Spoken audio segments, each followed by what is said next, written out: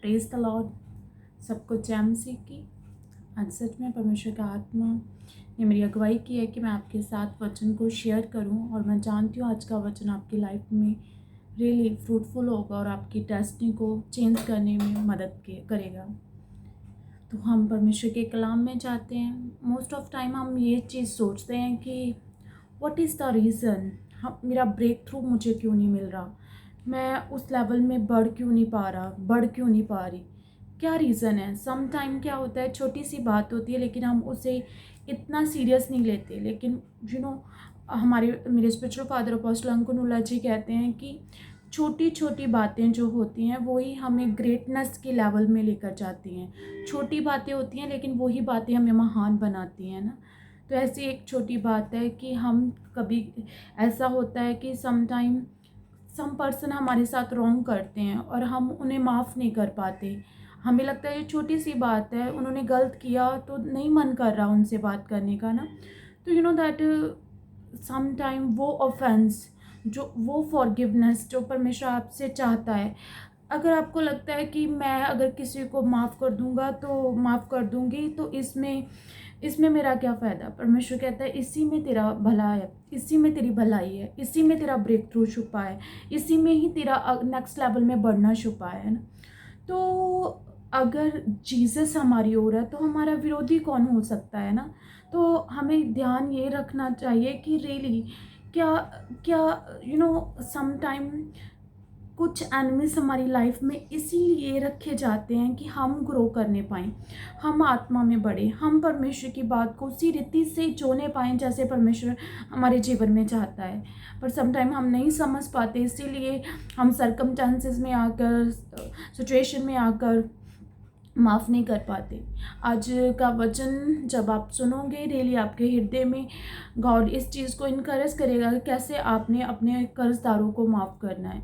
क्योंकि जैसे परमेश्वर ने चेलों को भी प्रार्थना करनी सिखाई थी, उसमें भी कहा था कि परमेश्वर मैं अपने कर्जदारों को माफ़ करने पाऊँ, जैसे जीसस ने माफ़ किया हमें भी माफ़ करना चाहिए। नो मैटर, ये ज़रूरी नहीं है कि ऐसा हो सकता है वो रॉन्ग हो, ऐसा हो सकता है आप बिल्कुल अपने स्थान में सही हो, लेकिन चाहे वो रॉन्ग हो चाहे वो सही हो, but you have not right to take offence in your heart, because your heart is the dwelling place. आपका जो हृदय है उसी में, वही पर पवित्र आत्मा का घर है। अगर उसमें ऑफेंस होगा, जेलसी होगी, पेन ऑफ पास्ट होगा, हेट्रेट होगा, तो आप ब्रेक थ्रू को लेने नहीं पाओगे।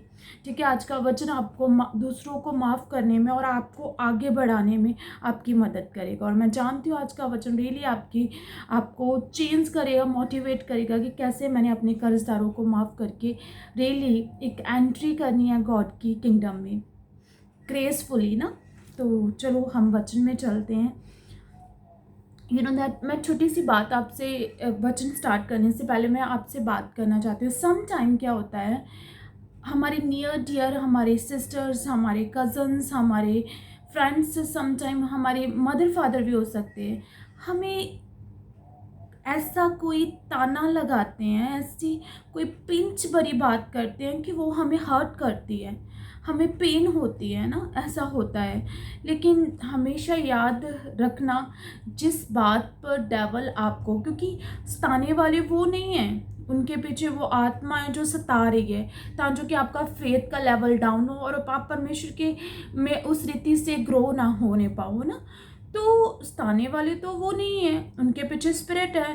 तो we are the spiritual one है ना, वी आर तो हम तो स्पिरिचुअल वन है ना। तो हमें ज़रूरत नहीं है कि हम उनसे हेट करें, हमें हेट्रेट करनी है उस सिन से। जैसे जीसस क्राइस्ट कहते हैं मैं पापी से तो नफरत नहीं करता पर उसके पाप से नफरत करता हूँ। जीसस क्राइस्ट का जन्म ही इसलिए हुआ ताकि कि शैतान के कामों का नाश कर सके ना।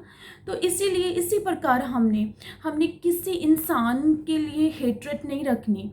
देखो यूसुफ के भाई उसे ताना मारते थे, बड़ा आया सपनों का सौदागर।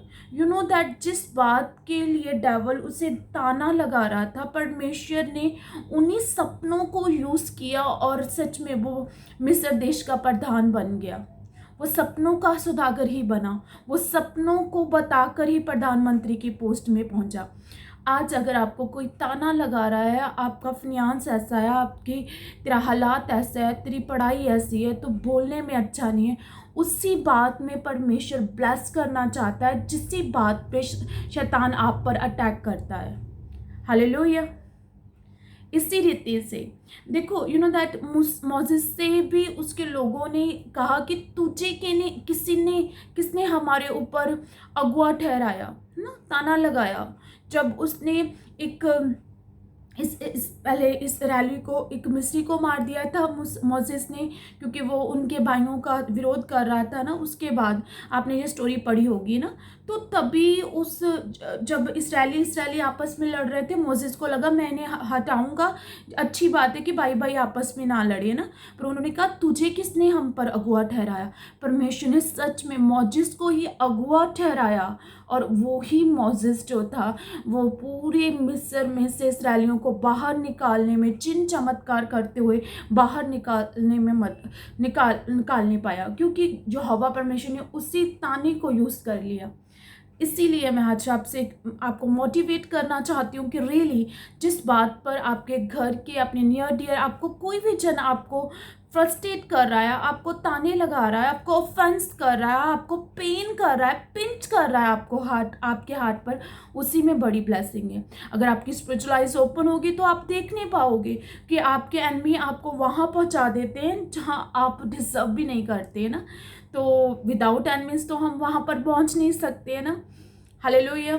अगर यूसुफ के भाई उसे गड्ढे में ना फेंकते तो वो कभी भी गड्ढे में फेंक के मदान देश में ना भेजते, तो मिस्रियों के हाथ ना बेचते तो वो कभी भी वहाँ पर पहुँचता ना। वहाँ पहुँचता ना तो वहाँ का प्रधानमंत्री कैसे बनता। इसीलिए इस समय आपको घुटने को लगाने की ज़रूरत है। जिस बात पर आपको ताना लगाया जाता है उसी बात में गॉड आपको ब्लेस करेगा। यू नो दैट सर्वशक्तिमान परमेश्वर जीसस क्राइस्ट के ऊपर भी एक दोष पत्र लगा दिया गया। हम वचन में जाएंगे 19 की, ये यूहन्ना 19 में लिखा है, पिलातुस ने एक दोष पत्र लिख के क्रूस पर लगा दिया। उससे ये लिखा हुआ था, यीशु नासरी यहूदियों का राजा। ये दोष पत्र बहुत से यहूदियों ने पढ़ा, क्योंकि वह स्थान यहाँ यीशु क्रूस पर चढ़ाया गया था नगर के पास था। यू नो उस जिसका इस पर दोष पत्र क्या लगा, दोष पत्र में लिखा ये यहूदियों का राजा है।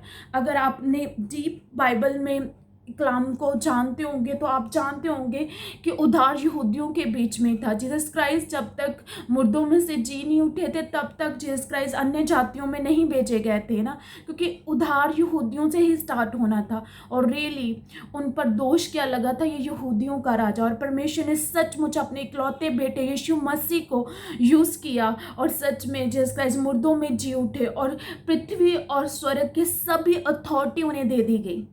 तो क्या था, अगर ताना ना बजता तो वो ही ताना उन्हें उनके डेस्टिनी के पॉइंट तक ले गया। वो ही ताना जो उन पर लग रहा है, उनके थप्पड़ मारे जा रहे थे, कोड़े मारे जा रहे थे, उनकी दाढ़ी नोची जा रही थी, थूका जा रहा था, उनका अपमान किया जा रहा था, उन्हें श्रापित करके क्रूस पर चढ़ा दिया गया। पर ये जितने दोष उन पर लग रहे थे वो उनकी महिमा के लिए थे। वो उस क्रूस के बाद जो लाइफ जो हम लोगों को मिलनी थी उनके लिए थे। अगर जीसस क्राइस्ट ने कहा कि हे परमेश्वर, ये नहीं जानते जो ये क्या कर रहे हैं, इन्हें माफ़ कर। और जैसे 19:28 में लिखा है, इसके बाद यीशु ने ये जानकर कि अब सब कुछ पूरा हो चुका, इसीलिए कि पवित्र शास्त्र में जो कहा गया वह पूरा हो, कहा मैं प्यासा हूँ। यू नो जिसका ने सब कुछ पूरा कर दिया, हमारी हर बात के लिए भुगतान कर दिया। तो हमें किसी के साथ ऑफेंस करने की क्या ज़रूरत है, हमें हेट्रेड में रहने की क्या ज़रूरत है। हम कौन होते हैं अपने मन में पेन रख कर अपने कर्जदारों को माफ़ ना करें ना। तो हमें भी चाहिए कि हम अपने कर्जदारों को माफ़ करें, है ना, क्योंकि अगर हम उन्हें माफ़ कर देंगे तो हमारा ही हार्ट जो होगा वो फ्री होगा। फ्री जो हार्ट होता है वो अधिक बातें सुन पाता है पवित्र आत्मा की। अगर मन में वो ही जेलसी के भरे जो आपको पिंच कर रही बातें वो ही चलती रहेंगी तो आप कैसे ग्रो करोगे ना। इसीलिए माफ़ करो अपने कर्जदारों को, माफ़ करो उन हर पर्सन को जो आप पर दोष लगा रहा है। एक्चुअल में वो दोष नहीं लगा रहा है, एक्चुअल में वो आपको आपकी डेस्टिनी में प्रवेश करवा रहा है। जब कोई आपको कहता है आप फेलियर हो, आप एक्चुअल में फेलियर नहीं है, आपके ऊपर स्टार चमक रहे हैं, इसीलिए वो आपको ऐसी बातें बोल रहे हैं। तो आपने समझना है कि कौन सा ताना मुझसे लग रहा है, उसी में मेरी डेस्टिनी है, उसी में मेरी डेस्टिनी है। बाइबल में लिखा गया है, इसी की 37 में लिखा है, फिर एक और स्थान पर ये लिखा है कि जिसे उन्होंने भेदा था उस पर वह दृष्टि करेगा। जीसस क्राइस्ट को जिन्होंने भेदा था, जिन्होंने उनके, जैसे मैं रिपीट पढ़ना चाहूँगी, जे 34 में लिखा है, परंतु सैनिकों में से एक ने बिरशे से उसका पंजर भेदा। बिरशे से पंजर को भेदा गया, जिन्होंने भेदा, परमेश्वर कहता मैं उन्हीं पर दृष्टि करूँगा। दैट वो दृष्टि यूसुफ ने भी की अपने भाइयों पर, उनको माफ़ करते हुए उन्हें एक अच्छा स्थान दिया। वही दृष्टि मोसेस ने भी की उन लोगों पर। आज जो लोग आपको ताने मार रहे हैं, आपको बुरा भला कह रहे हैं, कल को वो आपसे बात करना चाहेंगे, आपसे अपॉइंटमेंट लेंगे, आपके साथ कुछ पल बैठना चाहेंगे। क्यों? क्योंकि परमेश्वर आपको उसी लेवल में पहुंचाना चाहता है। तो आज मैं जानती हूँ आज का वचन आपको मोटिवेट करता होगा और आप रियली माफ़ करोगे अपने कर्जदारों को। और आज मैं प्रार्थना करती हूँ परमेश्वर यीशु मसीह के सामर्थी नाम में, खुदावन ओ लॉर्ड जीसस, एक एक जन को तेरा आत्मा छुए मेरे पिता। मैं प्रार्थना करती हूँ खुदावन ओ लॉर्ड जीसस, अबा व्हाटसोएवर अबा बिटवीन अबा, हर वो चीज़ जो वरियर है खुदावन तेरे और तेरे लोगों के बीच में, अगर ऑफेंस है, पेन ऑफ पास्ट है, हेट्रेड है, अबा पिंच की हुई बातें हैं खुदा, आज खुदावन तेरा आत्मा उन्हें छुए और रिलीज करे यीशु मसीह के सामर्थी नाम में। मैं आपके हार्ट को फ्री करती हूँ यीशु मसीह के सामर्थी नाम में। If son of God set you free, you free a need in Jesus name. अगर यीशु मसीह आपको फ्री करे तो आप फ्री ठहर चुके। मैं आपके दिल को, आपके हृदय को फ्री घोषित करती हूँ यीशु मसीह के सामर्थी नाम में। मैं खास प्रार्थना करती हूँ बीमारों के लिए, अपनी बीमारी वाली जगह पर हाथ रख के आप जैसे स्क्रीन को टच करेंगे, खुदाबंद का आत्मा उन हिस्सों को छुएगा और फ्री करेगा यीशु मसीह के सामर्थी नाम में। यहोवा आपको छुए और फ्री करे यीशु मसीह के सामर्थी नाम में। हर बीमारी जाए यीशु मसीह के सामर्थी नाम में, हर बरमाने वाली आत्माएं जाए यीशु मसीह के सामर्थी नाम में।